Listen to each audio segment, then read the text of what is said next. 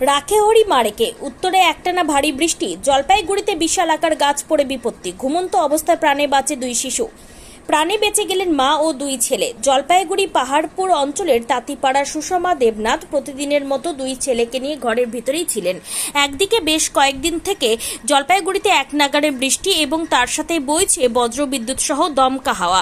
তখন ঘড়ির সময় ঠিক রাত 9টা, হঠাৎই ঘটে গেল বড়সড় বিপত্তি। বিকট শব্দ, মনে হচ্ছে কিছু একটা যেন ঘরের ওপর পড়ল। ওই বাড়ির মহিলা সুষমা দেবনাথ তিনি বলেন, শব্দ শুনে তড়িঘড়ি বাইরে বেরিয়ে দেখি একটা গাছ ওপরে পড়ে গিয়েছে দুটি ঘরের ওপর। তাদের দুটি ঘরেরই টিন এবং কাঠ ভেঙে দুমড়ে মুচড়ে যায়। ভীষণভাবে ক্ষতিগ্রস্ত হয় ঘরবাড়ি। তিনি আরও জানান, স্বামী কৃষি কাজ করে, তাতে সামান্য টাকা উপার্জন হয়, সেই টাকায় সংসার চালানো দায় হয়ে যায়। যেভাবে ঘর দুটির ক্ষতি হয়েছে, কিভাবে যে মেরামত করব তা নিয়ে ভীষণ দুশ্চিন্তার মধ্যে রয়েছে।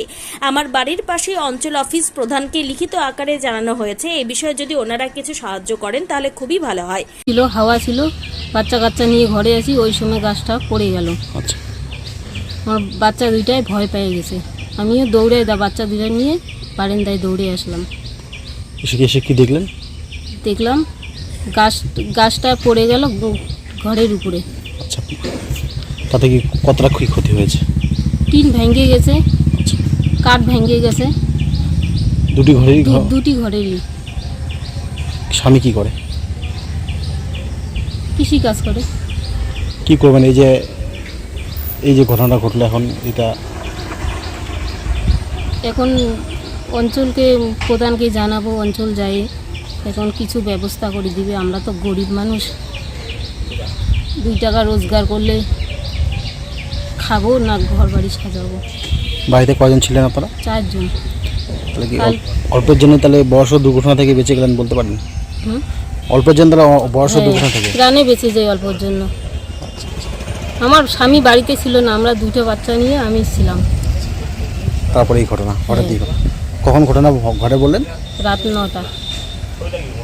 অন্যদিকে এই ঘটনায় এলাকার বাসিন্দা চিত্র রায় বলেন, 2 বাচ্চা সহ মা ঘরের ভেতরে ছিল। পরিবারটি অল্পের জন্য প্রাণে বেঁচে যায়।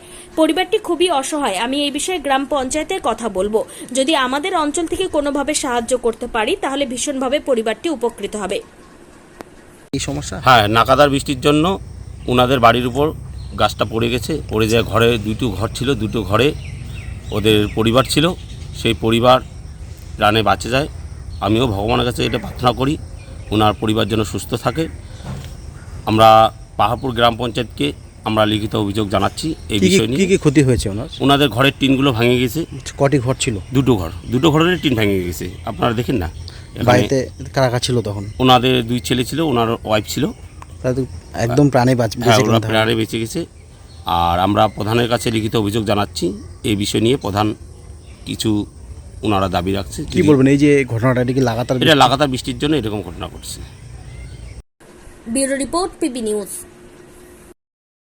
ইভল্যান্ড নার্সিং হোম, এখানে যে কোনো রকমের চিকিৎসার বিশ্বস্ত প্রতিষ্ঠান। খুবই কম খরচে বিশ্বমানের চিকিৎসা প্রদান করে থাকে। আপনাদের পরিষেবার জন্য এখানে 24 ঘন্টা জরুরি বিভাগ, এছাড়া স্বাস্থ্য সাথী কার্ডেও পরিষেবা প্রদান করা হয়। আজই যোগাযোগ করুন ইভল্যান্ড নার্সিং হোমে। ঠিকানা নবাবহাট মোড়, বর্ধমান।